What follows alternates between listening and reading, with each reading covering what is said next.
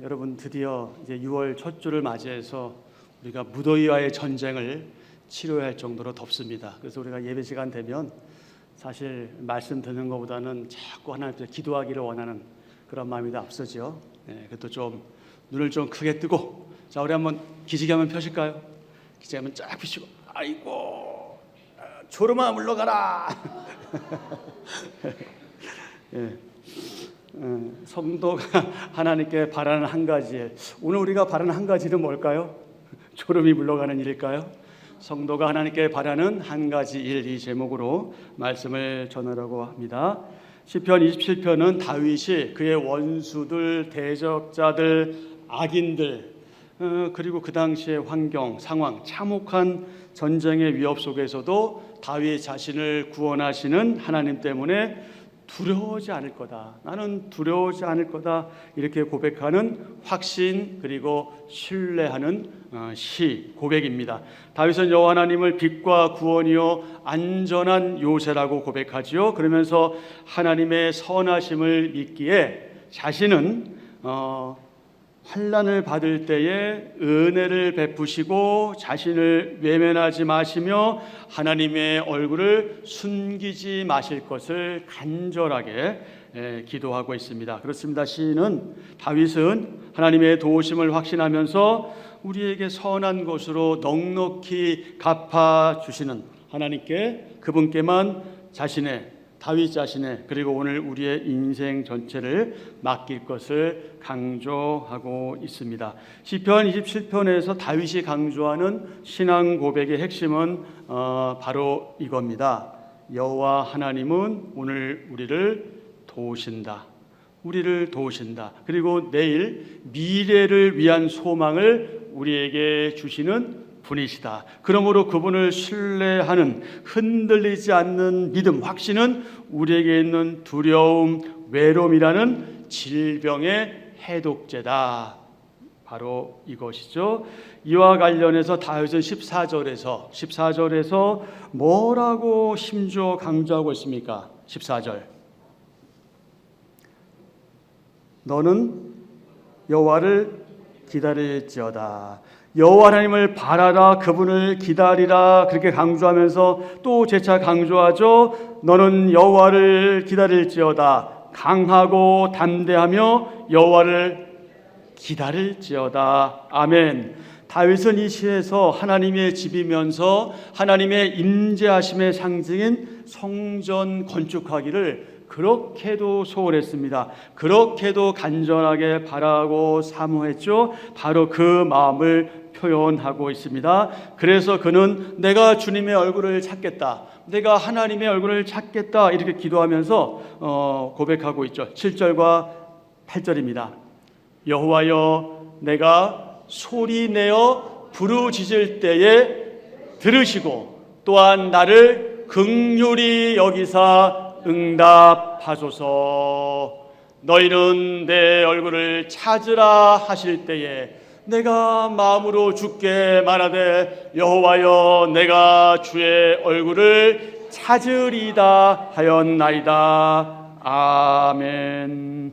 그래서 다윗은 마치 자신이 드린 그 기도에 대해서 하나님으로부터 응답을 받은 것처럼 여호와 하나님의 선하심과 임재를 확신하면서 여호와를 기다리라 하는 말로 시를 마무리했지요. 이렇게 기도하고 확신한 다윗이 그 전에 4절에서는 뭐라고 고백하고 다짐했습니까? 4절, 내가 여호와께 바라는 한 가지 일, 그것을 구하리니 곧 내가 내 평생에 여호와의 집에 살면서 여호와의 아름다움을 바라보며 그의 성전에서 사모하는 그것이라. 아멘. 여호와의 아름다움을 바라보며 그의 성전에서 사모하는 그것이니라 하는 이 다윗의 고백에서 아름다움은요, 기쁨 또는 친절 또는 은총, 은혜, 이것을 의미하고요. 바라본다 하는 말은 주로 환상을 볼 때 쓰이는 용어인데요. 그것을, 그 상황을 이해하고 파악한다, 그런 의미입니다. 그리고 사모한다 말은요, 주의 깊게 살펴보고 깊이 생각한다, 그런 의미입니다. 그래서 여기서 다윗이 언급하고 있는 여호와의 집 또 성전은 기본에 있는 성막이나 언약궤를 두기 위해 세운 성소, 그리고 아직은 성소지만 장차 그의 아들 솔로몬이 미래에 건축할 성전을 가리키는 것 같습니다. 그래서 다윗은 건물로서의 성전을 염두에 두고 있는데, 그도 그럴 것이 역대상 22장에 의하면 다윗은 이 성전 건축에 대한 그 사전 계획을 매우 철저하게 세웠고 모든 것을 준비했던 것 같습니다. 역대상 22절 5절 이하의 말씀 천천히 같이 봅니다. 다윗이 이르되 내 아들 솔로몬은 어리고 미숙하고 여호와를 위하여 건축할 성전은 극히 웅장하여 만국의 명성과 영광이 있게 하여야 할지라. 그러므로 내가 이제 그것을 위하여 준비하리라 하고 다윗이 죽기 전에 많이 준비하였더라. 다윗이 그의 아들 솔로몬을 불러 이스라엘 하나님 여호와를 위하여 성전 건축하기를 부탁하여 다윗이 솔로몬에게 이르되 내 아들아, 나는 내 하나님 여호와의 이름을 위하여 성전을 건축할 마음이 있었으나 여호와의 말씀이 내게 임하여 이르시되 너는 피를 심히 많이 흘렸고 크게 전쟁하였느니라. 내가 내 앞에서 땅에 피를 많이 흘렸은즉 내 이름을 위하여 성전을 건축하지 못하리라.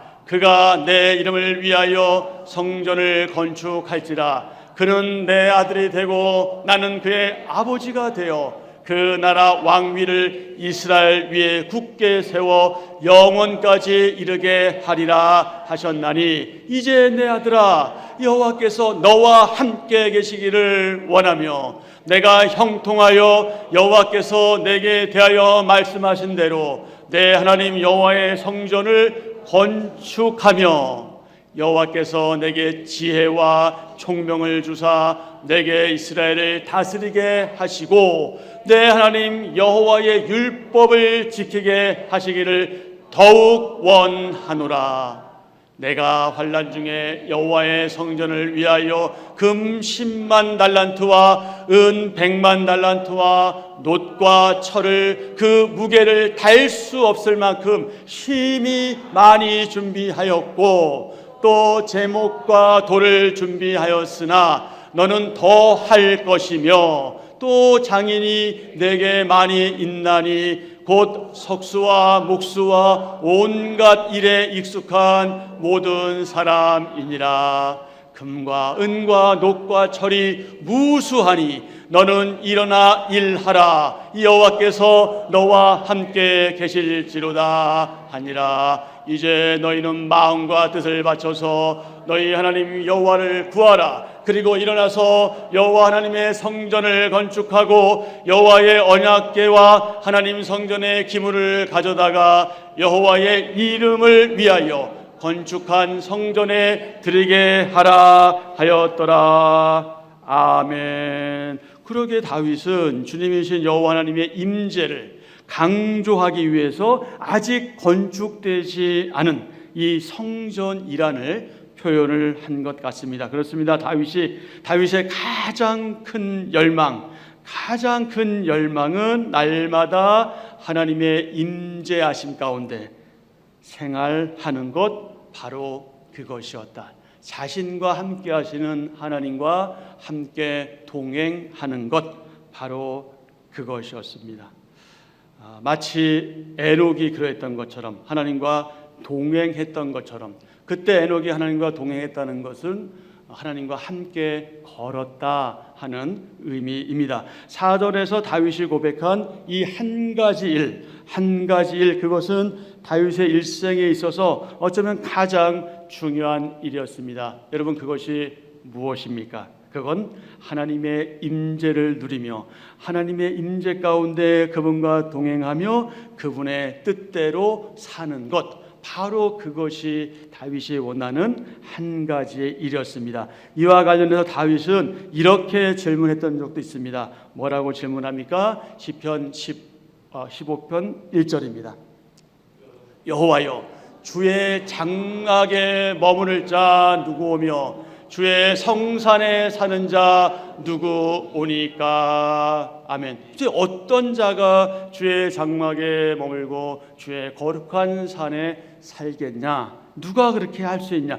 누가 하나님과 함께 할 수 있느냐? 누가 하나님의 임재 앞에 감히 설 수 있느냐?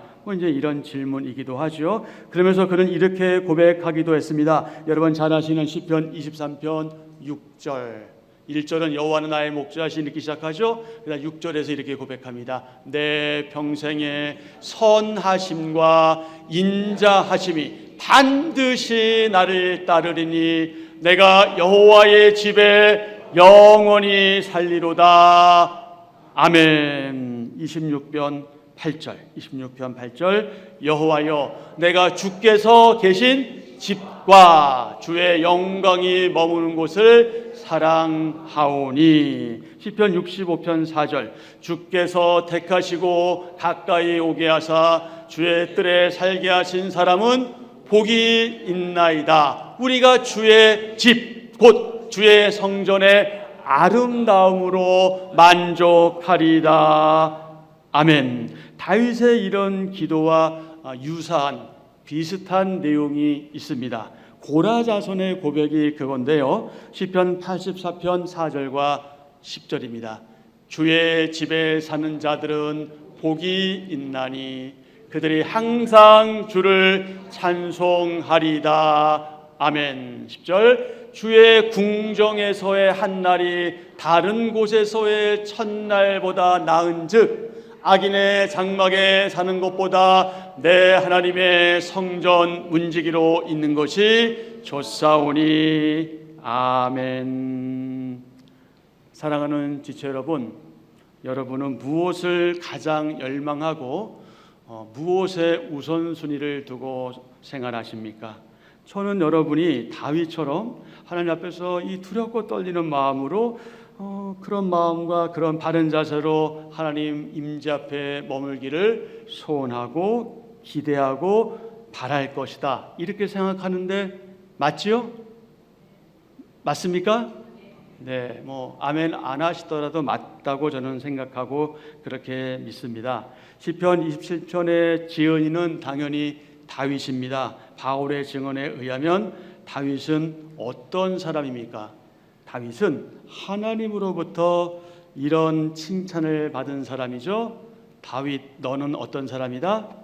내 마음에 합한 자다. 내 마음에 합한 자다. 사도행전 13장 20절부터 22절까지 그 후에 선지자 사무엘 때까지 사사를 주셨더니 그 후에 그들이 왕을 구하거늘 하나님이 베냐민 지파 사람 기스의 아들 사울을 40년간 주셨다가 패하시고 다윗을 왕으로 세우시고 증언하여 이르시되 내가 이새의 아들 다윗을 만나니 내 마음에 맞는 사람이라 내 뜻을 다 이루리라 하시니라. 아멘.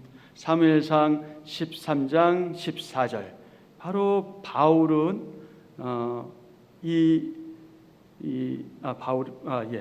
사무엘상 13장 14절을 인용한 거죠. 사도행전 13장 20절 20절부터 22절이 지금은 왕의 나라가 길지 못할 것이라. 여호와께서 왕의 명령하신 바를 왕이 지키지 아니하였으므로 여호와께서 그의 마음에 맞는 사람을 구하여 여호와께서 그를 그의 백성의 지도자로 삼으셨느니라. 아멘. 여호와께서 그의 마음에 맞는 사람을 지도자로 삼으셨다. 여기서 내 마음에 합한다 하는 말은 하나님의 마음을 잘 알기에 잘 따른다, 그런 의미가 있습니다. 당시의 다윗이 하나님의 마음을 알고 그분의 선한 뜻을 좇아 절대 순종하는 삶을 살았다는 것을 보여주죠. 하지만 하나님의 마음에 합한다고 해서 그 사람이 완전한 것도 아니고요, 전혀 죄가 없거나 실수가 없는 것도 아닙니다. 완전한 의인도 아니죠. 그런 존재는 오직 참 사람이시요 참 하나님이신 예수 그리스도밖에는 없습니다. 중요한 건 이겁니다. 무엇입니까? 하나님께서 저를, 여러분을 어떻게 보시느냐, 하나님께서 우리를 어떻게 보시느냐, 바로 이것이 중요하죠. 여러분 아시는 것처럼 다윗이 죄가 없는 사람입니까? 아니죠. 실수도 안 하고 잘못을 범하지도 않는 그야말로 의인입니까? 아니죠. 그렇지 않습니다. 어쩌면 그는 저보다 더 나쁜 사람일 수도 있어요. 더 많은 잘못과 실수를 했고요, 범죄를 저지른 죄인인지 모릅니다. 다윗은 어떤 사람이었어요? 심지어 어떤 일을 벌였습니까? 자기의 지위를 남용하지요. 자기의 지위를 남용해서 간통죄를 저지르고 그리고 살인 교사를 한 인면수심의 그런 흉악한 사람이기도 합니다. 하지만 여러분, 그럼에도 불구하고 하나님은 그런 다윗을 뭐라고 부르셨다? 너는 내 마음에 합한 자다. 너는 내 마음에 합한 자다. 여러분 놀랍지 않습니까? 어떻게 그런 다윗을 내 마음에 합한 자다 이렇게 인정하실 수 있겠냐 하는 그런 말씀이죠. 도대체 하나님의 그 은혜의 높이, 그 깊이, 그 넓이와 범위는 어느 정도일지 우리가 가늠할래야 가늠할 수가 없고 그저 놀랍고 경이로울 뿐이죠. 하나님의 마음에 합한 것으로 인정받은 다윗, 바로 그 다윗 같은 사람들이 많이 이 땅에 나오기를 바라고, 그리고 바로 저와 여러분이 그런 사람들이 되었으면 참 좋겠습니다. 자, 자기 이름 넣어서 한번 해보실까요? 뭐라고 하면 될까요? 창국이는 하나님 마음에 합한 자다, 뭐 이런 식으로. 자, 여러분 이름을 넣어서 한번 해보실까요? 시작. 아멘. 네. 여러분 희망을 가지세요. 우린 다윗보다 훨씬 더 죄가 덜한 사람들이에요. 적어도 우리 가운데 그런 죄를 저지른 사람은 없잖아요. 간통죄를 저질렀건 살인교사를 저지른 적은 없어요. 그럼 다윗보다 우리는 훨씬 더 위대한 사람들이니까 너무 소극적으로 생각하지 마시고 하나님 앞에서 우리가 뭐 잘난 척할 건 없지만 그렇다고 너무 또 기죽을 것도 없어요. 왜냐하면 아버지께서는 우리를 있는 그대로 알아주시고 인정하시기 때문입니다. 그래서 어찌하든지 저는 여러분 우리가 하나님 마음에 합한 자로 살아내기 위해서 애쓰고 힘쓰면 참 좋겠습니다. 저 여러분 과거에 옛날에 말고 옛날에 나는 어떤 사람이었어, 내가 하나님께 얼마나 열심히 했는데 내가 교회에서 얼마나 열심히 했는지 알아? 그 옛날 말고 지금, 여러분 지금 어떠십니까? 매일 에녹처럼 하나님과 동행하면서 그렇게 함께 그분과 걷고 있습니까? 하나님의 마음의 앞에서 그분의 마음에 들었던 다윗, 그는 하나님의 전을 사모하는, 간절히 사모하는 한 가지 일을 구했습니다. 하지만 다윗 시대는 아직 건물로서의 성전은 없었습니다. 건축되지 않았기 때문이죠. 다윗이 갈망한 당시의 성소는 솔로몬 성전처럼 어떤 위엄을 갖춘 금빛 찬란한 것도 아니었습니다. 말 그대로 이동식 천막이었죠. 텐트였습니다. 대부분의 사람들이 자신의 일생을 살아감에 있어서 또 믿는다고 하면서도 할 수만 있다면 좀 편하게, 할 수만 있다면 좀 안락하게 보내기를 원하는 게 어쩌면 사람의 마음의 인지상정일지도 모르죠. 하지만 그런 마음과는 달리 다윗은 여호와의 성전에 거하며 하나님의 아름다움을 사모하길 원했습니다. 바로 그 한 가지 소원, 그것만으로도 다윗에게는 모든 것이 충분했던 것 같습니다. 바로 다윗의 이런 태도가 하나님 마음을 흡족하게 해드린 것이 아닌가, 뭐 이렇게 우리가 생각할 수도 있겠죠. 사랑하는 지체 여러분, 다윗이 하나님께 바라는 한 가지 일, 그것이 무엇이라고요? 자신의 평생에 여호와의 집에 살면서 주님의 자비로운 모습을 보는 것, 바로 그것이었습니다. 바로 그것이었습니다. 성전에서 주님과 매일마다 의논하면서 사는 것, 바로 그것이었죠. 그렇다면 오늘날 지체 여러분, 우리가 할 수만 있다면, 여기가 성전은 아니지만 그 당시에 그런 솔로몬 성전이나 수르바벨 성전이나 다윗 성전 같은 그런 건물로서의 성전은 아니지만, 우리 인격적인 성전인 저와 여러분이 한 곳에 모이는 바로 이 거룩한 장소인 이 예배당에 우리가 자주 모이는 게 뭐가 문제겠습니까? 여러분, 할 수만 있다면 자주 오세요. 자주 오세요. 자주 모이세요. 다윗이 품었던 그 마음가짐으로 자주 시도 때도 없이 예배당에 오십시오. 우리 지체들 가운데 가장 많이 일주일 동안 예배당을 찾는 분이 누구신지 아십니까? 김정순 권사님이시죠? 하루에 꼬박꼬박 3회, 아침, 점심, 저녁 이렇게 꼬박꼬박 3회 그렇게 찾으십니다. 이유에 어찌됐든지 간에 여러분, 우리가 다 아시잖아요. 그분에 대해서 너무 감사해요. 절로 안 가고 예배당으로 오시니 얼마나 감사한지 모르겠습니다. 그분의 동기, 목적이 무엇인지 잘 모르겠지만, 그러나 그분의 마음 가운데 어쩌면 이 달과 같은 마음, 사모하는 마음으로 오시지 않을까, 그런 생각이 들고, 여러분도 그런 마음으로 다윗이 가진 그 마음을 가지고 할 수만 있다면 이 예배당 출입을 하면 참 좋겠습니다. 오십시오. 와서 마음껏 기도하십시오. 평일에 여기 텅텅 비어 있습니다. 소리 질러도 소리 쳐도 저 아무 말 하지 않겠습니다. 마음껏 오셔서 소리 지르고 기도하십시오. 그리고 좀 더 깊은 관심을 가지고 건물 이곳저곳도 살펴보십시오. 뭔가 좀 문제가 있는 곳은 없는지, 불이 켜져 있는 곳은 없는지, 물이 새는 곳은 없는지, 전기가 쓸데없이 낭비되는 곳은 없는지 좀 살펴보십시오. 와서 살펴보십시오. 여러분, 애교심을 좀 발휘하십시오. 애교심, 교회를 사랑하는 그 마음을 여러분이 발휘하십시오. 그리고 지체들끼리 자주 만나서 성도의 깊은 교제를 나누십시오.